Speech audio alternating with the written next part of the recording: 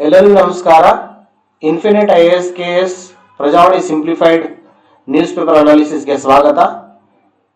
July 26 ಮತ್ತು 27ನೇ ಒಂದು ಸುದ್ದಿಗಳು ಹೀಗಿವೆ.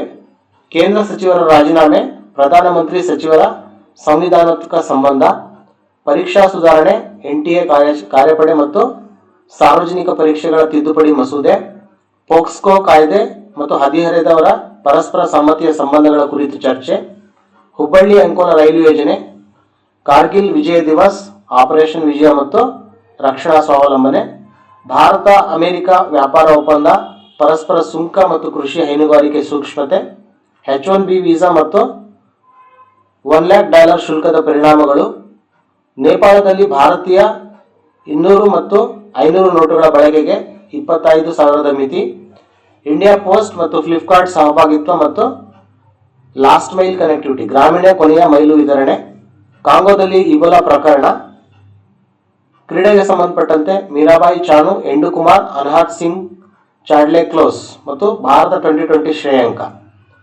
ಮೊದಲನೇದಾಗಿ ನೋಡೋದಾದ್ರೆ ಕೇಂದ್ರ ಸಚಿವರ ರಾಜೀನಾಮೆ, ಪ್ರಧಾನಮಂತ್ರಿ ಮತ್ತು ಸಚಿವರ ನಡುವೆ ಸಂಬಂಧ. ಓಕೆ, ಇತ್ತೀಚೆಗೆ ನೀಟ್ ಪರೀಕ್ಷಾ ಅಕ್ರಮ ಮತ್ತು ಪ್ರಶ್ನೆ ಪತ್ರಿಕೆ ಸೋರಿಕೆ ವಿವಾದ ಹಿನ್ನೆಲೆಯಲ್ಲಿ ಕೇಂದ್ರ ಶಿಕ್ಷಣ ಸಚಿವರ ರಾಜೀನಾಮೆ ನೀಡಲಾಗಿದೆ. ಆ ಒಂದು ಸುದ್ದಿಗೆ ಸಂಬಂಧಪಟ್ಟಂತೆ ಸಚಿವರ ನೇಮಕ, ರಾಜೀನಾಮೆ, ವಜಾ ಮತ್ತು ಸಚಿವ ಸಂಪುಟದ ಸಮೂಹ ಜವಾಬ್ದಾರಿಯ ಸಂವಿಧಾನಾತ್ಮಕ ಪ್ರಶ್ನೆ ಉಂಟಾಗುತ್ತೆ. ಅದಕ್ಕೆ ಸಂಬಂಧಪಟ್ಟಂತ ಸಂವಿಧಾನಾತ್ಮಕ ಅನುಚ್ಛೇದಗಳನ್ನ ಇಲ್ಲಿ ನೀಡಲಾಗಿದೆ.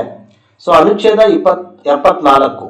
ಸೊ ಈ ಅನುಚ್ಛೇದದ ಪ್ರಕಾರ ರಾಷ್ಟ್ರಪತಿಗೆ ನೆರವು ಮತ್ತು ಸಲಹೆ ನೀಡಲು ಪ್ರಧಾನಮಂತ್ರಿಯವರ ನೇತೃತ್ವದಲ್ಲಿ ಸಚಿವ ಸಂಪುಟ ಇರಬೇಕು. ಸೊ ನೆನ್ಪಿಡಿ, ಅನುಚ್ಛೇದ 74 ಅದನ್ನು ಹೇಳುತ್ತೆ. ಅನುಚ್ಛೇದ 75(1) ನೋಡೋದಾದ್ರೆ ಪ್ರಧಾನಮಂತ್ರಿಯನ್ನು ರಾಷ್ಟ್ರಪತಿಯವರು ನೇಮಿಸುತ್ತಾರೆ, ಇತರ ಸಚಿವರನ್ನು ಪ್ರಧಾನಮಂತ್ರಿಯವರ ಸಲಹೆಯ ಮೇರೆಗೆ ರಾಷ್ಟ್ರಪತಿ ನೇಮಿಸುತ್ತಾರೆ.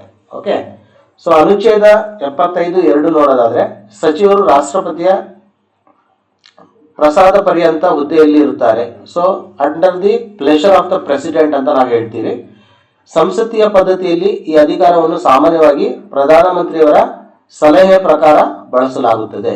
ಸೊ ಇದು ಕೂಡ ಒಂದು ಮುಖ್ಯವಾದ ಅನುಚ್ಛೇದ. ಅನುಚ್ಛೇದ 75(3) ನೋಡೋದಾದ್ರೆ ಸಚಿವ ಸಂಪುಟವು ಲೋಕಸಭೆಗೆ ಸಮೂಹವಾಗಿ ಜವಾಬ್ದಾರರಾಗಿರುತ್ತದೆ. ಸೊ ಇದು ಕೂಡ ಒಂದು ಮುಖ್ಯವಾದ ಒಂದು ಅನುಚ್ಛೇದ. ಸೊ ಈಗ ಸಚಿವರು ರಾಜೀನಾಮೆ ನೀಡಿದಾಗ ಸಾಮಾನ್ಯವಾಗಿ ಏನಾಗುತ್ತದೆ ಅಂತ ಒಂದು ಪ್ರಶ್ನೆ ಬರುತ್ತೆ. ಸಚಿವರು ರಾಜೀನಾಮೆ ಪತ್ರವನ್ನು ರಾಷ್ಟ್ರಪತಿಗೆ ಸಲ್ಲಿಸುತ್ತಾರೆ. ಪ್ರಾಯೋಗಿಕವಾಗಿ ನೋಡಿದ್ರೆ, ಪ್ರಾಕ್ಟಿಕಲಿ ನೋಡೋದಾದ್ರೆ ಅದು ಪ್ರಧಾನಮಂತ್ರಿಯವರ ಮೂಲಕ ಅಥವಾ ಅವರ ಸಲಹೆಯೊಂದಿಗೆ ಸ್ವೀಕರಿಸಲಾಗುತ್ತದೆ. ರಾಷ್ಟ್ರಪತಿ ರಾಜೀನಾಮೆಯನ್ನು ಅಂಗೀಕರಿಸಿದ ನಂತರ ಆ ಸಚಿವರ ಹುದ್ದೆ ಖಾಲಿಯಾಗುತ್ತದೆ. ಸಂಬಂಧಿತ ಖಾತೆಯನ್ನು ಏನ್ ಮಾಡ್ತಾರೆ ಅಂತ ಹೇಳಿದ್ರೆ ಪ್ರಧಾನಮಂತ್ರಿಯವರು ತಾತ್ಕಾಲಿಕವಾಗಿ ವಹಿಸಿಕೊಳ್ಳಬಹುದು ಅಥವಾ ಮತ್ತೊಬ್ಬ ಸಚಿವರಿಗೆ ಅದನ್ನು ಹಂಚಬಹುದು. ಒಬ್ಬ ಸಚಿವರ ರಾಜೀನಾಮೆಯಿಂದ ಸರ್ಕಾರ ಪತನವಾಗುವುದಿಲ್ಲ, ಇದನ್ನು ನೀವು ನೆನಪಿಡಬೇಕು. ಆದರೆ ಇದೇ ಪರಿಸ್ಥಿತಿಯಲ್ಲಿ ಪ್ರಧಾನಮಂತ್ರಿಯವರು ರಾಜೀನಾಮೆ ನೀಡಿದರೆ ಅಥವಾ ಲೋಕಸಭೆಯ ವಿಶ್ವಾಸ ಕಳೆದುಕೊಂಡರೆ ಅವರ ನೇತೃತ್ವದ ಸಂಪೂರ್ಣ ಸಚಿವ ಸಂಪುಟ ಅಧಿಕಾರ ಕಳೆದುಕೊಳ್ಳುತ್ತದೆ. ಇದು ಸಮೂಹ ಜವಾಬ್ದಾರಿಯ ಪರಿಣಾಮವಾಗಿದೆ. ಕಲೆಕ್ಟಿವ್ ರೆಸ್ಪಾನ್ಸಿಬಿಲಿಟಿ ಒಂದು ಮೇಜರ್ ಪಾಯಿಂಟ್ ಆಗಿರುತ್ತೆ. ಸೊ ಹಾಗಾಗಿ ಪ್ರಧಾನಮಂತ್ರಿ ಏನಾದರೂ ರಾಜೀನಾಮೆ ನೀಡಿದ್ರೆ ಸೊ ಆ ಒಂದು ಸರ್ಕಾರ ಕಂಪ್ಲೀಟ್ ಆಗಿ ಡಿಸಾಲ್ವ್ ಆಗುತ್ತೆ ಅಂತ ನಾವು ಇಲ್ಲಿ ನೋಡ್ಬೋದು. ಸೊ ಇದು ಸಚಿವರು ಮತ್ತು ಪ್ರೈಮ್ ಮಿನಿಸ್ಟರ್ ರಾಜೀನಾಮೆಗೆ ಸಂಬಂಧಿತ ಒಂದು ಸುದ್ದಿ. ಸೊ ಮುಂದಿನ ಒಂದು ಸುದ್ದಿ ಹೋಗೋಣ.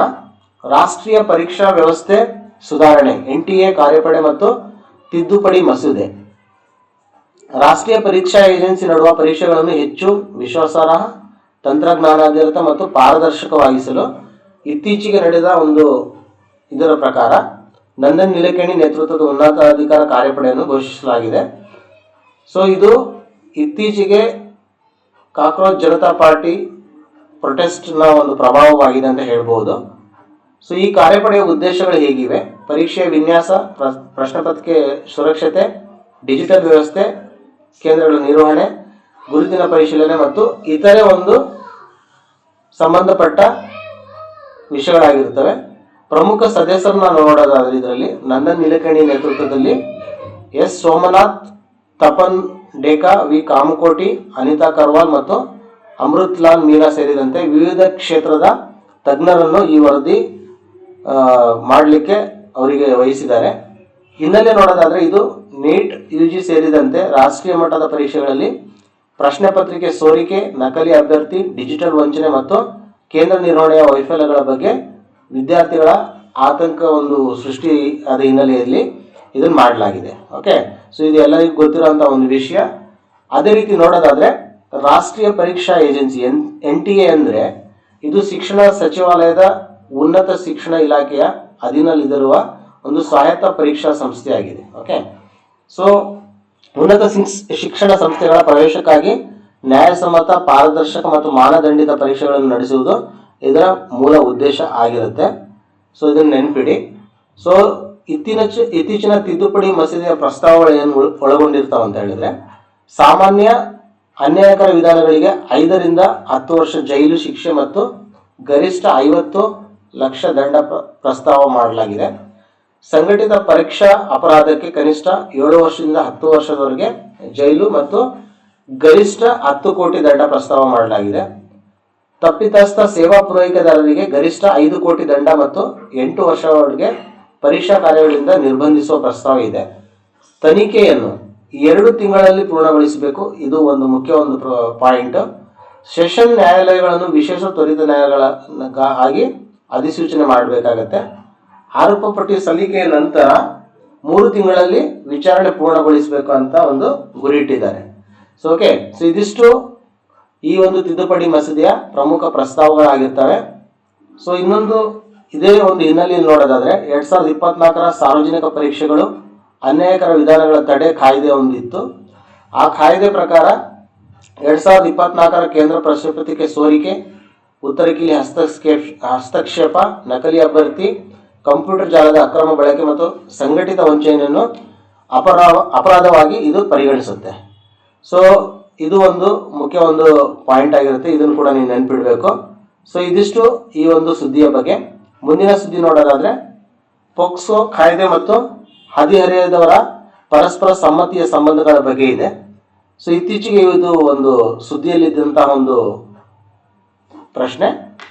ಸೊ ಮೂಲ ವರದಿಯ ಪ್ರಕಾರ ಕರ್ನಾಟಕದಲ್ಲಿ ಪೋಕ್ಸ್ಕೋ ಪ್ರಕರಣಗಳ ಏರಿಕೆ ಆಗಿದೆ ಮತ್ತು ಪರಸ್ಪರ ಪರಿಚಯ ಅಥವಾ ಪ್ರೇಮ ಸಂಬಂಧದಲ್ಲಿರುವ ಹದಿಹರೆಯದವರು ಮನೆ ಬಿಟ್ಟು ಹೋದ ಸಂದರ್ಭದಲ್ಲಿ ಯುವಕರ ವಿರುದ್ಧ ಪ್ರಕರಣಗಳು ದಾಖಲಾಗಿದ್ದಾವೆ.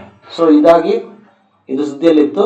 ಸೊ ಮೂಲ ವರದಿಯ ಅಂಕಿ ಅಂಶಗಳು ನೋಡೋದಾದ್ರೆ ಕರ್ನಾಟಕದಲ್ಲಿ ಪೋಕ್ಸೋ ಪ್ರಕರಣಗಳು 2023ರಲ್ಲಿ ಒಂದು ಫಿಗರ್ ಕೊಟ್ಟಿದ್ದಾರೆ. ಅದನ್ನು ನೆನಪಿಡೋ ಅವಶ್ಯಕತೆ ಇಲ್ಲ. ಜನರಲಿ ರೈಸ್ ನೋಡ್ಬೋದು ನಾವು. ಸೊ 24ರಲ್ಲಿ ಇನ್ನೂ ಸ್ವಲ್ಪ ಜಾಸ್ತಿ ಆಗುತ್ತೆ, 25ರಲ್ಲಿ ಇನ್ನೂ ಜಾಸ್ತಿ ಆಗುತ್ತೆ ಅಂತ ಹೇಳಿದ್ದಾರೆ. ಸೊ ಇದು ಕೂಡ ಒಂದು ಮುಖ್ಯ ಒಂದು ಪಾಯಿಂಟು.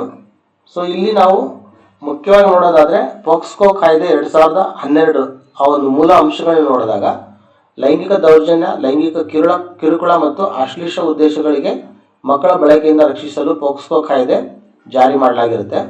ಕಾಯ್ದೆಯ ಪ್ರಕಾರ 18 ವರ್ಷಕ್ಕಿಂತ ಕಡಿಮೆ ವಯಸ್ಸಿನವರೆಲ್ಲ ಮಕ್ಕಳು ಅಂತ ಹೇಳ್ಬಿಟ್ಟು ಕನ್ಸಿಡರ್ ಮಾಡುತ್ತೆ.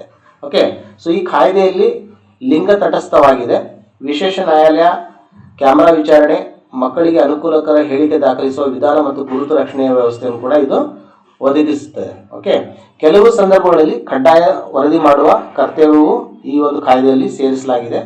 ಸೊ ಇದರಲ್ಲಿ ಮುಖ್ಯ ಒಂದು ಪಾಯಿಂಟ್ ಅಂತ ಹೇಳಿದ್ರೆ 18 ವರ್ಷಕ್ಕಿಂತ ಕಡಿಮೆ ವಯಸ್ಸಿನವರ ಸಮ್ಮತಿ ಕಾನೂನಾತ್ಮಕ ರಕ್ಷಣೆಗಾಗಿ ಪರಿಗಣಿಸಲಾಗುವುದಿಲ್ಲ. ಇದರ ಉದ್ದೇಶ ವಯಸ್ಸು ಮತ್ತು ಅಧಿಕಾರ ಅಸಮಾನತೆಯಿಂದ ಉಂಟಾಗುವ ಶೋಷಣೆಯನ್ನು ತಡೆಗಟ್ಟುವುದು ಅಥವಾ ತಡೆಯುವುದು ಆಗಿರುತ್ತೆ. ಓಕೆ, ಸೊ ಇದಿಷ್ಟು ಈ ಒಂದು ಪೋಕ್ಸ್ಕೋ ಕಾಯ್ದೆಯ ಬಗ್ಗೆ. ಸೊ ಅದರ ಜನರಲ್ ಪಾಯಿಂಟ್ಸ್ ಕೂಡ ನಿಮಗೆ ಕೊಟ್ಟಿದ್ದೀವಿ, ಅದನ್ನು ಕೂಡ ನೀವು ಅಬ್ಸರ್ವ್ ಮಾಡ್ಬೋದು. ಸೊ ಮುಂದಿನ ಒಂದು ಸುದ್ದಿ ಹೋಗೋಣ. ಹುಬ್ಬಳ್ಳಿ ಅಂಕೋಲಾ ಬ್ರಾಡ್ಗೇಜ್ ರೈಲು ಯೋಜನೆ ಇತ್ತೀಚೆಗೆ ಇದು ಸುದ್ದಿಯಲ್ಲಿತ್ತು. ಪಶ್ಚಿಮ ಘಟ್ಟದ ಅರಣ್ಯ ಪ್ರದೇಶ ಮೂಲಕ ಹಾದು ಹೋಗುವ ಹುಬ್ಬಳ್ಳಿ ಅಂಕೋಲಾ ರೈಲು ಯೋಜನೆಗೆ ಅರಣ್ಯ ಮತ್ತು ವನ್ಯಜೀವಿ ಅನುಮೋದನೆ ಪಡೆಯಲು ರೈಲ್ವೆ ಇಲಾಖೆ ಮತ್ತೆ ಕ್ರಮ ಆರಂಭಿಸಿರುವುದಾಗಿ ವರದಿ ಮಾಡಿದೆ. ಸೊ ಯೋಜನೆಯ ಉದ್ದೇಶ ನೋಡೋದಾದ್ರೆ ಉತ್ತರ ಕರ್ನಾಟಕವನ್ನು ಕರಾವಳಿ ಬಂದರುಗಳಿಗೆ ಸಂಪರ್ಕಿಸಿ ಕಬ್ಬಿಣದ ಅದಿರು ಸೇರಿದಂತೆ ಸರಕು ಸಾಗಣೆಗೆ ಪರ್ಯಾಯ ರೈಲು ಸಂಪರ್ಕ ಒದಗಿಸುವುದು ಇದರ ಉದ್ದೇಶವಾಗಿದೆ. ಸೊ ಅಂದಾಜು ವೆಚ್ಚ ನೋಡೋದಾದ್ರೆ 1997-98ರ ಆರಂಭಿಕ ಅಂದಾಜು 483 ಕೋಟಿ ಇತ್ತು. ಬಟ್ ಹೊಸ ಅಂದಾಜನ್ನು ನಾವು ನೋಡೋದಾದ್ರೆ 16,435 ಕೋಟಿ ಎಂದು ಉಲ್ಲೇಖಿಸಲಾಗಿದೆ. ಸೊ ಇದರಲ್ಲಿ ಇದು ರೈಲ್ವೆ ಯೋಜನೆ ಆಗಿರೋದ್ರಿಂದ ಇದರಲ್ಲಿ ಭೂ ಬಳಕೆ ಹೆಚ್ಚಾಗಿ ಬೇಕಾಗುತ್ತೆ. ಹಾಗಾಗಿ ಅರಣ್ಯ ನಾಶ ಕೂಡ ಇಲ್ಲಿ ಹೆಚ್ಚಾಗಿ ಸಮಸ್ಯೆಗೆ ಆಗ್ಬೋದು. ಸೊ ಮಾರ್ಗ ವಿನ್ಯಾಸ ನೋಡೋದಾದ್ರೆ ಹುಬ್ಬಳ್ಳಿ ಯಲ್ಲಾಪುರ ಭಾಗದಲ್ಲಿ ಬಯಲು ಪ್ರದೇಶ ಹೆಚ್ಚು. ಯಲ್ಲಾಪುರ ಅಂಕೋಲ ಭಾಗ ಪಶ್ಚಿಮ ಘಟ್ಟದ ದಟ್ಟ ಅರಣ್ಯದ ಮೂಲಕ ಸಾಗುತ್ತದೆ. ಸೊ ಹಾನಿ ತಗ್ಗಿಸಲು ಹೆಚ್ಚುವರಿ ಸುರಂಗ ಮತ್ತು ವೈಡಕ್ಟ್ಗಳ ಪ್ರಸ್ತಾಪವಿದೆ. ಇದಿಷ್ಟು ಈ ಒಂದು ಇದರ ಬಗ್ಗೆ ಯೋಜನೆ ಬಗ್ಗೆ. ಸೊ ಅನುಮೋದನೆ ಮತ್ತು ನ್ಯಾಯಾಂಗ ಹಿನ್ನೆಲೆ ನೋಡೋದಾದ್ರೆ ಅರಣ್ಯ ಭೂಮಿಯನ್ನು ಅರಣ್ಯೇತರ ಉದ್ದೇಶಕ್ಕೆ ಬಳಸಲು ಕೇಂದ್ರ ಸರ್ಕಾರದ ಒಂದು ಪೂರ್ವಾನುಮತಿ ಅಗತ್ಯ ಇರುತ್ತದೆ. ಓಕೆ, ಇದು ಯಾಕಂತ ಹೇಳಿದ್ರೆ ಇದು ಸಂರಕ್ಷಿತ ಪ್ರದೇಶ ಆಗಿರ್ಬೋದು, ಹುಲಿ ಸಂರಕ್ಷಿತ ಪ್ರದೇಶ ಆಗಿರ್ಬೋದು, ಅಥವಾ ವನ್ಯಜೀವಿಗಳ ದಾರಿಗಳ ಮೇಲೆ ಪರಿಣಾಮ ಉಂಟಾಗುವ ಒಂದು ಸಾಧ್ಯತೆ ಇರಬಹುದು. ಹಾಗಾಗಿ ಆ ಒಂದು ಕೇಂದ್ರ ಸರ್ಕಾರದ ಒಂದು ಪೂರ್ವಾನುಮತಿ ಇದಕ್ಕೆ ಬೇಕಾಗತ್ತೆ. ಮೂಲ ವರದಿಯ ಕಾಲಕ್ರಮ ನೋಡೋದಾದ್ರೆ 2017ರಲ್ಲಿ ಇದರ ಪ್ರಸ್ತಾಪ ಆಗತ್ತೆ ಮತ್ತು ಪ್ರಾಥಮಿಕ ಪ್ರಕ್ರಿಯೆ ಸ್ಟಾರ್ಟ್ ಆಗತ್ತೆ. 2020ರಲ್ಲಿ ಹೈಕೋರ್ಟ್ ತಡೆ ತಗೊಂಬರುತ್ತೆ. 21ರಲ್ಲಿ ಇದರ ವನ್ಯಜೀವಿ ಪರಿಣಾಮ ಅಧ್ಯಯನಕ್ಕೆ ನಿರ್ದೇಶನ ಸಿಗತ್ತೆ. 2022ರ ತಜ್ಞ ಸಮಿತಿ ಪ್ರಸ್ತುತದ ಸ್ವರೂಪಕ್ಕೆ ಆಕ್ಷೇಪ ವ್ಯಕ್ತಪಡಿಸುತ್ತೆ. ನಂತರದ ವಿನ್ಯಾಸ ಬದಲಾವಣೆಯಲ್ಲಿ 2023ರಲ್ಲಿ ತಡೆ ತೆರವಾಗುತ್ತೆ. 25ರಲ್ಲಿ ವಿವರವಾದ ಯೋಜನಾ ವರದಿ ಮತ್ತು ರೈಲ್ವೆ ಮಂಡಳಿಯ ಅನುಮೋದನೆ ಇದಕ್ಕೆ ಸಿಕ್ಕಿರುತ್ತೆ. ಸೊ ಇದಿಷ್ಟು ಈ ಒಂದು ಮೂಲ ವರದಿಯ ಕಾಲಕ್ರಮ ಇರುತ್ತೆ. ಮಾರ್ಗವು ಕಾಳಿ ಸುರಕ್ಷಿತ ಹುಲಿ ಸಂರಕ್ಷಿತ ಪ್ರದೇಶ, ಕಾಳಿ ಹುಲಿ ಸಂರಕ್ಷಿತ ಪ್ರದೇಶ ಮತ್ತು ಶರಾವತಿ ವನ್ಯಜೀವಿ ಪ್ರದೇಶಗಳಿಗೆ ಸಂಬಂಧಿಸಿದ ಪರಿಸರ ವ್ಯವಸ್ಥೆಗಳ ಸಮೀಪ ಹಾದು ಹೋಗುವುದರಿಂದ ಸಮಗ್ರ ಭೂದೃಶ್ಯ ಮಟ್ಟದ ಅಧ್ಯಯನ ಅಗತ್ಯವಾಗಿದೆ ಅಂತ ಹೇಳ್ಬಿಟ್ಟು ಇಲ್ಲಿ ನಾವು ನೋಡ್ಬೋದು. ಓಕೆ, ಸೊ ಇಲ್ಲಿ ಒಂದು ಮುಖ್ಯವಾದ ಒಂದು ಪಾಯಿಂಟ್ ಬರೋದಂದ್ರೆ ಅಭಿವೃದ್ಧಿ ಮತ್ತು ಪರಿಸರ ನಡುವಿನ ಸಮತೋಲನ. ಸೊ ಲಾಭಗಳು, ಇದರಿಂದ ಆಗ ಲಾಭಗಳು ಅಂತ ಹೇಳಿದ್ರೆ ಬಂದರುಗಳಿಗೆ ಸಂಪರ್ಕ ದೊರೆಯುತ್ತದೆ, ಸರಕು ಸಾಗಣೆ ವೆಚ್ಚ ಕಡಿಮೆ ಮಾಡಬಹುದು, ರಸ್ತೆ ಸಂಚಾರದ ಒತ್ತಡ ಇಳಿಕೆ ಆಗ್ಬೋದು, ಪ್ರಾದೇಶಿಕ ಕೈಗಾರಿಕೆ ಮತ್ತು ಉದ್ಯೋಗಕ್ಕೆ ಇದು ಉತ್ತೇಜನ ನೀಡಬಹುದು. ಓಕೆ, ಇದರಿಂದ ಆಗುವ ಅಪಾಯಗಳು ನೋಡೋದಾದ್ರೆ ಅರಣ್ಯ ವಿಭಜನೆ ಆಗುತ್ತೆ, ಫಾರೆಸ್ಟ್ ಡಿವಿಷನ್ ಆಗುತ್ತೆ, ವನ್ಯಜೀವಿ ದಾರಿ ಕಡಿತ ಆಗುತ್ತೆ, ರೈಲು ಅಪಘಾತಗಳಾಗ್ಬೋದು, ಇತರೆ ಶಬ್ದ ಬೆಳಕು ಮಾಲಿನ್ಯ ಆಗ್ಬೋದು, ಲ್ಯಾಂಡ್ಸ್ಲೈಡ್ ಮಣ್ಣು ಜಾರಿಕೆ ಆಗ್ಬೋದು, ಸೊ ವೇಸ್ಟೇಜ್ ಆಫ್ ವಾಟರ್ ಆಗ್ಬೋದು, ಮತ್ತು ಇನ್ನು ಇತರ ಸಮಸ್ಯೆಗಳು ಇದರಿಂದ ಆಗ್ಬೋದು ಅಂತ ಹೇಳ್ಬೋದು. ಸೊ ಇದನ್ನು ತಗ್ಗಿಸುವ ಒಂದು ಕ್ರಮ ಏನಂತ ಹೇಳಿದ್ರೆ ಹೆಚ್ಚಾಗಿ ಸುರಂಗ ಮತ್ತು ಎತ್ತರದ ಸೇತುವೆ, ಪ್ರಾಣಿ ದಾಟುವ ಮಾರ್ಗ, ವೇಗ ನಿಯಂತ್ರಣ, ರಾತ್ರಿ ಸಂಚಾರ ನಿಯಮ ಮತ್ತು ರಿಯಲ್ ಟೈಮ್ ವನ್ಯಜೀವಿ ನಿಗಾ ವ್ಯವಸ್ಥೆಯನ್ನು ನಾವು ಹೆಚ್ಚಿಸಿದರೆ ಇದನ್ನ ನಾವು ತಗ್ಗಿಸಬಹುದು ಅಂತ ಹೇಳ್ಬೋದು. ಓಕೆ, ಸೊ ಇದಿಷ್ಟು ಅದರ ಬಗ್ಗೆ. ಪಶ್ಚಿಮ ಘಟ್ಟದ ಒಂದು ಪರಿಸರ ಮಹತ್ವ ನೋಡೋದಾದ್ರೆ ನಾವಿಲ್ಲಿ ಇದು ಒಂದು ಜಾಗತಿಕ ಜೈವ ವೈವಿಧ್ಯ ಹಾಟ್ಸ್ಪಾಟ್ ಅಥವಾ ಯುನೆಸ್ಕೋ ವಿಶ್ವ ಪರಂಪರೆಗಳ ಪ್ರದೇಶಗಳ ಸಮೂಹವಾಗಿದೆ. ಹಾಗಾಗಿ ಇಲ್ಲಿ ಉನ್ನತ ಸ್ಥಳೀಯ ಜೀವ ಪ್ರಭೇದತೆ, ನದಿ ಮೂಲಗಳು, ಮಳೆಯ ನಿಯಂತ್ರಣ ಮತ್ತು ಕಾರ್ಬನ್ ಸಂಗ್ರಹಣೆಯಲ್ಲಿ ಇದು ಮಹತ್ವ ಹೊಂದಿದೆ ಅಂತ ನಮಗೆ ತಿಳಿದಿರಬೇಕು. ಓಕೆ, ಸೊ ಇದಿಷ್ಟು ಈ ಒಂದು ಸುದ್ದಿಯ ಬಗ್ಗೆ. ಮುಂದಿನ ಸುದ್ದಿ ನೋಡೋಣ ಈಗ. ಕಾರ್ಗಿಲ್ ವಿಜಯ ದಿವಸ ಮತ್ತು ರಕ್ಷಣಾ ಸ್ವಾವಲಂಬನೆ. ಪ್ರಧಾನಮಂತ್ರಿಯವರ ಮನದ ಮಾತು ಕಾರ್ಯಕ್ರಮದಲ್ಲಿ ಕಾರ್ಗಿಲ್ ಯುದ್ಧದ ವೀರರಿಗೆ ಗೌರವ ಸಲ್ಲಿಸಿ ದೇಶೀಯ ರಕ್ಷಣಾ ತಯಾರಿಕೆ ಮತ್ತು ಸ್ನೇಹ ರಾಷ್ಟ್ರಗಳೊಂದಿಗೆ ರಕ್ಷಣಾ ಸಹಕಾರದ ಬೆಳವಣಿಗೆ ಕುರಿತು ಉಲ್ಲೇಖಿಸಿದರು ಇತ್ತೀಚೆಗೆ ನಡೆದ ಒಂದು ಮನದ ಮಾತು ಕಾರ್ಯಕ್ರಮದಲ್ಲಿ. ಸೊ ಕಾರ್ಗಿಲ್ ಯುದ್ಧ ಮತ್ತು ಆಪರೇಷನ್ ವಿಜಯ್, ಸೊ ಇದು 1999ರಲ್ಲಿ ಪಾಕಿಸ್ತಾನಿ ನುಸುಳುಕೋರರು ಮತ್ತು ಸೈನಿಕರು ಕಾರ್ಗಿಲ್ ದ್ರಾಸ್ ಬಟಾಲಿಕ್ ಪ್ರದೇಶದ ಎತ್ತರದ ಶಿಖರಗಳನ್ನು ಆಕ್ರಮಿಸಿಕೊಂಡ ನಂತರ ಭಾರತೀಯ ಸೇನೆ ಆಪರೇಷನ್ ವಿಜಯ ಕೈಗೊಳ್ಳುತ್ತೆ. ಸೊ ಅದಾಗಿರುತ್ತೆ ಕಾರ್ಗಿಲ್ ಯುದ್ಧ ಮತ್ತು ಆಪರೇಷನ್ ವಿಜಯದ ಬಗ್ಗೆ. ಜುಲೈ 26ರಂದು ಹಾಗಾಗಿ ಕಾರ್ಗಿಲ್ ವಿಜಯ ದಿವಸವಾಗಿ ಆಚರಿಸಲಾಗುತ್ತದೆ. ಸೊ ಇದನ್ನು ನೀವು ನೆನ್ಪಿಟ್ಕೊಂಡಿರ್ಬೇಕು, ಡೇಟ್ ಕೇಳ್ತಾರೆ ಸಮ್ಟೈಮ್ಸ್. ಸೊ ಇದಿಷ್ಟು ನಿಮಗೆ ಕಾರ್ಗಿಲ್ ವಿಜಯ ದಿವಸದ ಬಗ್ಗೆ ಇದೆ. ಇತರ ಒಂದು ಪಾಯಿಂಟ್ಸ್ಗಳನ್ನು ನೋಡೋದಾದ್ರೆ ಈ ದೇಶೀಯ ವಿನ್ಯಾಸ ಮತ್ತು ಸಂಶೋಧನೆ, ಉತ್ಪಾದನೆ, ನಿರ್ವಹಣೆ ಮತ್ತು ಇತರೆ ಸಾಮರ್ಥ್ಯ ಹೆಚ್ಚಿಸುವುದು ಕೂಡ ನಮಗೆ ತುಂಬ ಮುಖ್ಯವಾಗಿರುತ್ತೆ. ಡಿಫೆನ್ಸ್ ರಿಲೇಟೆಡ್ ನೋಡೋದಾದ್ರೆ ಆಮದನ್ನ ಕಡಿಮೆ ಮಾಡಬೇಕು, ಡಿಫೆನ್ಸ್ ಮೆಟೀರಿಯಲ್ ಏನಿದೆಯಲ್ಲ ಅದನ್ನ ಕಡಿಮೆ ಮಾಡಬೇಕು. ಸೊ ಲೋಕಲ್ ಪ್ರೊಡಕ್ಷನ್ಗೆ ಒತ್ತು ನೀಡಬೇಕು ಅನ್ನೋದು ಕೂಡ ಜನರಲಿ ಮನದ ಮಾತು ಕಾರ್ಯಕ್ರಮದಲ್ಲಿ ಬರುತ್ತೆ. ಸೊ ಇದಿಷ್ಟು ಆ ಸುದ್ದಿಯ ಬಗ್ಗೆ. ಮುಂದಿನ ಸುದ್ದಿ ನೋಡೋಣ ಈಗ. ಭಾರತ ಮತ್ತು ಅಮೆರಿಕ ವ್ಯಾಪಾರ ಒಪ್ಪಂದ ಮತ್ತು ಪರಸ್ಪರ ಸುಂಕ. ಇತ್ತೀಚೆಗೆ ಭಾರತ ಅಮೆರಿಕ ದ್ವಿಪಕ್ಷೀಯ ವ್ಯಾಪಾರ ಒಪ್ಪಂದದ ಮಾತುಕತೆ ಅಂತಿಮ ಹಂತದಲ್ಲಿದ್ದು ಕೆಲವು ಭಾರತೀಯ ಉತ್ಪನ್ನಗಳ ಮೇಲೆ ಅಮೆರಿಕದ ಪರಸ್ಪರ ಸುಂಕವನ್ನು ಕಡಿಮೆಗೊಳಿಸಲು ಭಾರತ ಪ್ರಯತ್ನಿಸುತ್ತಿದೆ ಅಂತ ತಿಳಿಸಿದೆ. ಸೊ ಮುಖ್ಯವಾಗಿ ಕೃಷಿ ಮತ್ತು ಹೈನುಗಾರಿಕೆ ಕ್ಷೇತ್ರಗಳು ಭಾರತದ ಪ್ರಮುಖ ಸೂಕ್ಷ್ಮ ವಲಯಗಳಾಗಿ ಉಲ್ಲೇಖಗೊಂಡಿದೆ. ಸೊ ಈ ಒಂದು ಕ್ಷೇತ್ರಕ್ಕೆ ಏನೋ ಒಂದು ತೊಂದರೆ ಆಗಬಾರ್ದು ಅನ್ನೋ ಒಂದು ಉದ್ದೇಶ ಇಟ್ಕೊಂಡು ಈ ಭಾರತ ಮತ್ತು ಅಮೆರಿಕ ವ್ಯಾಪಾರ ಒಪ್ಪಂದ ಮಾಡಬೇಕನ್ನೋ ಒಂದು ಉದ್ದೇಶವಿದೆ. ಸೊ ಈ ಒಪ್ಪಂದದ ಮೂಲ ಪರಿಕಲ್ಪನೆಗಳನ್ನು ನೋಡಿದಾಗ ಸೊ ಇದು ಎರಡು ದೇಶಗಳ ನಡುವೆ ಸುಂಕ, ಮಾರುಕಟ್ಟೆ ಮತ್ತು ಸೇವಾ ವ್ಯಾಪಾರ, ಮೂಲದ ನಿಯಮ ಮತ್ತು ಮಾನದಂಡ, ಹೂಡಿಕೆ ಮತ್ತು ವಿವಾದ ಪರಿಹಾರದ ನಿಯಮಗಳನ್ನು ನಿರ್ಧರಿಸಬಹುದು. ಇದು ಪೂರ್ಣ ಮುಕ್ತ ವ್ಯಾಪಾರ ಒಪ್ಪಂದಕ್ಕಿಂತ ಸೀಮಿತ ವಿಷಯಗಳನ್ನು ಒಳಗೊಂಡ ಒಪ್ಪಂದವೂ ಆಗಿರಬಹುದು. ಓಕೆ, ಸೊ ಇದರಲ್ಲಿ ಪರಸ್ಪರ ಸುಂಕ ಎಂಬುದು ಒಂದು ದೇಶ ಮತ್ತೊಂದು ದೇಶದ ವ್ಯಾಪಾರ ಅಡೆತಡೆಗಳಿಗೆ ಪ್ರತಿಕ್ರಿಯೆಯಾಗಿ ಸಮಾನ ಅಥವಾ ಸಂಬಂಧಿತ ಸುಂಕ ವಿಧಿಸುವ ನೀತಿಯನ್ನು ಸೂಚಿಸುತ್ತದೆ. ಆದರೆ WTO ನಿಯಮಗಳಡಿ ಅತಿ ಅನುಕೂಲ ರಾಷ್ಟ್ರ ತತ್ವ, ಅನುಮತಿಸಲಾದ ವಿನಾಯಿತಿಗಳು ಮತ್ತು ದೇಶೀಯ ರಕ್ಷಣಾ ಕ್ರಮಗಳು ಮಹತ್ವ ಹೊಂದಿವೆ ಅಂತ ಹೇಳ್ಬಿಟ್ಟು ನಾವು ನೆನ್ಪಿಡಬೇಕು. ಸೊ ಭಾರತದ ಮಾತುಕತಾ ಆದ್ಯತೆಗಳು ಏನಿದೆ ಅಂತ ಹೇಳಿದ್ರೆ ಸೊ ಈ ಒಂದು ಕ್ಷೇತ್ರಕ್ಕೆ ಸಂಬಂಧಪಟ್ಟಿರುತ್ತೆ. ಅವು ಯಾವೆಂದರೆ ವಸ್ತ್ರ ಇರ್ಬೋದು, ಔಷಧ, ಇಂಜಿನಿಯರಿಂಗ್ ಸರಕು, ರತ್ನಾಭರಣ ಮತ್ತು ಮಾಹಿತಿ ತಂತ್ರಜ್ಞಾನ ಸೇವೆ ಮತ್ತು ವೃತ್ತಿಪರರ ಚಲನೆಗೆ ಉತ್ತಮ ಪ್ರವೇಶ ನೀಡಬೇಕನ್ನೋದು ಭಾರತದ ಒಂದು ಮಾತುಕತೆಯ ಆದ್ಯತೆ ಆಗಿದೆ. ಕೃಷಿ ಮತ್ತು ಹೈನುಗಾರಿಕೆಯಲ್ಲಿ ಸಣ್ಣ ರೈತರ ಜೀವನೋಪಾಯ ಮತ್ತು ಆಹಾರ ಸುರಕ್ಷತೆ, ಗುಣಮಟ್ಟ ಮಾನದಂಡ ಮತ್ತು ಆಮದು ಏರಿಕೆಯಿಂದ ರಕ್ಷಣೆ ಮಾಡುವುದು ಕೂಡ ಇನ್ನೊಂದು ಒಂದು ಆದ್ಯತೆ ಆಗಿದೆ. ಸೊ ಮೂಲದ ನಿಯಮಗಳನ್ನು ಕಠಿಣಗೊಳಿಸಿ ಮೂರನೇ ದೇಶದ ಸರಕುಗಳ ಕಡಿಮೆ ಸುಂಕ ಮಾರ್ಗದಿಂದ ಪ್ರವೇಶ ತಡೆಯುವುದು ಕೂಡ ಒಂದು ಮುಖ್ಯ ಒಂದು ಆದ್ಯತೆ ಆಗಿರುತ್ತೆ. ಡಿಜಿಟಲ್ ವ್ಯಾಪಾರ, ಡೇಟಾ ಆಡಳಿತ, ಬೌದ್ಧಿಕ ಆಸ್ತಿ, ವೈದ್ಯಕೀಯ ಸಾಧನ ಬೆಲೆ ಮತ್ತು ಸರ್ಕಾರಿ ಖರೀದಿ ಕುರಿತು ಸಮತೋಲನ ಕಾಪಾಡು ಕೂಡ ಒಂದು ಆದ್ಯತೆ ಆಗಿರುತ್ತೆ ಅಂತ ನೀವು ಇದರಿಂದ ನೆನ್ಪಿಟ್ಕೊಳ್ಬೇಕು. ಸೊ ಮುಂದಿನ ಒಂದು ಸುದ್ದಿ ನೋಡೋದಾದ್ರೆ ಅದು H1B ವೀಸಾ ಬಗ್ಗೆ ಇದೆ. H1B ವೀಸಾ $1,00,000 ಶುಲ್ಕ ಮತ್ತು ಭಾರತೀಯ ಪ್ರತಿಭಾ ಚಲನೆ ಬಗ್ಗೆ ಇದೆ. ಸೊ ಅಮೆರಿಕದಲ್ಲಿ H1B ವೀಸಾ ಅರ್ಜಿಗಳಿಗೆ $1,00,000 ಶುಲ್ಕಕ್ಕೆ ಸಂಬಂಧಿಸಿದ ಆಡಳಿತಾತ್ಮಕ ಮತ್ತು ಶಾಸನಾತ್ಮಕ ಬೆಳೆಗಳನ್ನು ಇದು ಉಲ್ಲೇಖ ಮಾಡುತ್ತೆ. ಈ ನೀತಿಯು ಭಾರತೀಯ ಮಾಹಿತಿ ತಂತ್ರಜ್ಞಾನ ವೃತ್ತಿಪರರು ಮತ್ತು ಸೇವಾ ಕಂಪನಿಗಳ ಮೇಲೆ ಪರಿಣಾಮ ಬೀರುವ ಸಾಧ್ಯತೆ ಇದೆ. ಸೊ ಮೊದಲನಾಗಿ ನಾವು ತಿಳ್ಕೊಳ್ಬೇಕಾಗಿದೆ ಅಂತ ಹೇಳಿದ್ರೆ H1B ಎಂದರೇನು, ವೀಸಾ ಎಂದರೇನು ಅಂತ ಅಂದರೆ ಇದು ಅಮೆರಿಕದ ತಾತ್ಕಾಲಿಕ ಪ್ರವಾಸಿಗರಲ್ಲದ ಉದ್ಯೋಗಗಳಿಗೆ ನೀಡುವ ಒಂದು ವೀಸಾ ಆಗಿದೆ. ಇದು ವಿಶೇಷ ನೈಪುಣ್ಯ ವೃತ್ತಿಯಲ್ಲಿ ಕೆಲಸ ಮಾಡಲು ಸಾಮಾನ್ಯವಾಗಿ ಕನಿಷ್ಠ ಪದವಿ ಅಥವಾ ಸಮಾನ ಅರ್ಹತೆ ಅಗತ್ಯ ಇರುವಂತರಿಗೆ ಇದನ್ನು ನೀಡಲಾಗುತ್ತೆ. ಇದನ್ನ ಸ್ವತಃ ಉದ್ಯೋಗದ ಸಂಸ್ಥೆಯೇ ಅರ್ಜಿದಾರರ ಪರವಾಗಿ ಅರ್ಜಿ ಸಲ್ಲಿಸುತ್ತದೆ ಅಂತ ನಾವು ನೆನ್ಪಿಟ್ಕೊಂಡಿರ್ಬೇಕು.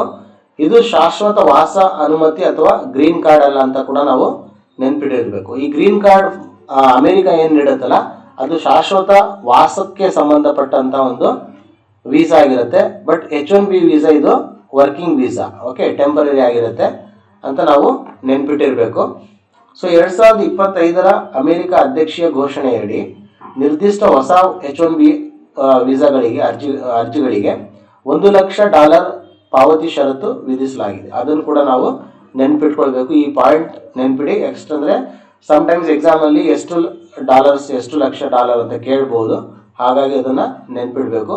ಬಟ್ ಆದರೆ ಇದನ್ನು ಫೆಡರಲ್ ಕೋರ್ಟ್ ಆಫ್ ಅಮೆರಿಕ ಇದೆಲ್ಲ ಇದು ಅಸಂವಿಧಾನಿಕ ಅಂತ ಹೇಳ್ಬಿಟ್ಟು ಘೋಷಣೆ ಕೂಡ ಮಾಡಿದೆ. ಅದನ್ನು ಕೂಡ ನೀವು ನೆನ್ಪಿಡಬೇಕು. ಸೊ ಇದರಿಂದ ಭಾರತದ ಮೇಲೆ ಆಗುವ ಪರಿಣಾಮಗಳು ಏನು ನೋಡೋಣ. ಈಗ ಸಣ್ಣ ಮತ್ತು ಮಧ್ಯಮ IT ಕಂಪನಿಗಳಿಗೆ ವಿದೇಶಿ ನಿಯೋಜನೆ ವೆಚ್ಚ ಹೆಚ್ಚಳ, ಸ್ಥಳೀಯ ನೇಮಕ ಅಥವಾ ಭಾರತದಲ್ಲೇ ಸೇವೆ ಒದಗಿಸುವ ಮಾದರಿಗೆ ವೇಗ ನೀಡಬೇಕಾಗುತ್ತೆ. ಅತ್ಯುನ್ನತ ನೈಪುಣ್ಯ ಉದ್ಯೋಗಗಳಿಗೆ ಅವಕಾಶ ಮುಂದುವರಿದರೂ ಆರಂಭಿಕ ಹಂತದ ವೃತ್ತಿಪರರ ಅವಕಾಶಗಳು ಕಡಿಮೆ ಆಗುವ ಸಾಧ್ಯತೆ ಇರುತ್ತೆ. ಕಂಪನಿಗಳು ಸ್ವಯಂಚಾಲಿತ ತಂತ್ರಜ್ಞಾನ, ದೂರಸ್ಥ ವಿತರಣೆ ಕೇಂದ್ರ, ಕೆನಡಾ, ಮೆಕ್ಸಿಕೋ ಮುಂತಾದ ಪರ್ಯಾಯ ಸ್ಥಳಗಳ ಅಥವಾ ಹೆಚ್ಚಿನ ಮೌಲ್ಯದ ಸೇವೆಗಳತ್ತ ತಿರುಗುವ ಸಾಧ್ಯತೆ ಒಂದು ಇರುತ್ತೆ. ಸೊ ಇದರಿಂದ ಪ್ರತಿಭಾ ಚಲನೆ, ಜಾಗತಿಕ ನವೀನತಾ ಜಾಲ, ಸೇವಾ ರಫ್ತು ಮತ್ತು ಕುಟುಂಬಗಳ ಅನಿಶ್ಚಿತೆಯ ಮೇಲೆ ಪರಿಣಾಮ ಕೂಡ ಬೀರಬಹುದು ಅಂತ ಹೇಳ್ಬೋದು. ಸೊ ಮುಂದಿನ ಒಂದು ಸುದ್ದಿಗೆ ಹೋಗೋಣ. ಈಗ ನೇಪಾಳದಲ್ಲಿ ಭಾರತೀಯ ನೋಟುಗಳ ಬಳಕೆ ಇತ್ತೀಚೆಗೆ ಇದು ಸುದ್ದಿಯಲ್ಲಿತ್ತು. 2016 ನೋಟು ಅಮಾನ್ಯೀಕರಣದ ನಂತರ ಚಲಾವಣೆಗೆ ಬಂದ ಭಾರತೀಯ 200 ರೂಪಾಯಿ ಮತ್ತು 500 ರೂಪಾಯಿ ನೋಟುಗಳನ್ನು ಒಟ್ಟು 25,000ವರೆಗೆ ನೇಪಾಳಕ್ಕೆ ತೆಗೆದುಕೊಂಡು ಹೋಗಲು ಅಥವಾ ಅಲ್ಲಿಂದ ತರಲು ಅನುಮತಿ ನೀಡಲಾಗಿದೆ. ಸೊ ಇತ್ತೀಚೆಗೆ ಇದು ತಗೊಂಡ್ಬಂದಿರೋಂಥ ಒಂದು ಪಾಲಿಸಿ. ಸೊ 2016ರ ಒಂದು ಮುನ್ನದ ಹಳೆಯ ನೋಟುಗಳೇನಿರ್ತಾವಲ್ಲ 500 ಮತ್ತು 1000 ಇದೆಯಲ್ಲ, ಆ ನೋಟುಗಳ ಮೇಲಿನ ನಿರ್ಬಂಧ ಮುಂದುವರಿಯುತ್ತೆ. ಆದರೆ 200 ಮತ್ತು 500 ನೋಟುಗಳೇನಿದೆಯಲ್ಲ ಅದನ್ನು ನಾವು ಇಲ್ಲಿ ತಗೊಂಡ್ಬರ್ಬೋದು ಅಂತ ಹೇಳ್ಬಿಟ್ಟು ಇದು ಮಾಡಿದ್ದಾರೆ. ಸೊ ಈ ಒಂದು ನೆನಪಿಡಿ ಇದನ್ನು. ಸೊ ಹಿನ್ನೆಲೆ ಮತ್ತು ಮಹತ್ವ ನೋಡೋದಾದರೆ, ಭಾರತ ಮತ್ತು ನೇಪಾಳದ ನಡುವೆ ಒಂದು ಮುಕ್ತ ಗಡಿ, ಪ್ರವಾಸ, ತೀರ್ಥಯಾತ್ರೆ, ಸಣ್ಣ ವ್ಯಾಪಾರ ಮತ್ತು ಉದ್ಯೋಗ ಚಲನೆಯಿಂದ ಭಾರತೀಯ ರೂಪಾಯಿ ಬಳಕೆಯಲ್ಲಿ ವ್ಯಾಪಕವಾಗಿದೆ. 2016ರ ನೋಟು ಅಮಾನ್ಯೀಕರಣದಿಂದ ನಂತರ ಹಳೆಯ ನೋಟುಗಳ ವಿನಿಮಯ ಮತ್ತು ಮಾನ್ಯತೆಯ ಬಗ್ಗೆ ದೀರ್ಘಕಾಲದ ಗೊಂದಲ ಉಂಟಾಗಿರುತ್ತೆ. ಹಾಗಾಗಿ ಈ ಹೊಸ ಅನುಮತಿ ಗಡಿ ಪ್ರದೇಶದ ವ್ಯಾಪಾರಿಗಳು, ಪ್ರವಾಸಿಗರು ಮತ್ತು ಭಾರತದಲ್ಲಿ ಕೆಲಸ ಮಾಡುವ ನೇಪಾಳಿ ಪ್ರಜೆಗಳಿಗೆ ನಗದು ವ್ಯವಹಾರ ಸುಲಭಗೊಳಿಸುವುದು ಅಂತ ಒಂದು ಉದ್ದೇಶ ಇಟ್ಕೊಂಡು ಇದನ್ನು ಮಾಡಿದರು. ಆದರೂ ಘೋಷಣೆ, ಕರೆನ್ಸಿ ಸಾಗಣೆ ಮಿತಿ, ಬ್ಯಾಂಕಿಂಗ್ ನಿಯಮ ಮತ್ತು ನಕಲಿ ನೋಟು ತಡೆ ಕ್ರಮಗಳನ್ನು ಪಾಲಿಸಬೇಕು. Okay, so illegal currency translation ಆಗ್ಬೋದು, ಅದನ್ನು ಕೂಡ ಟ್ರಾನ್ಸ್ಫರ್ ಆಗ್ಬೋದು, ಅದನ್ನು ಕೂಡ ನಾವು ತಡೆ ಒಂದು ಕ್ರಮಗಳನ್ನು ತಗೊಳ್ಬೇಕಂತ ಇಲ್ಲಿ ಹೇಳಿದ್ದಾರೆ.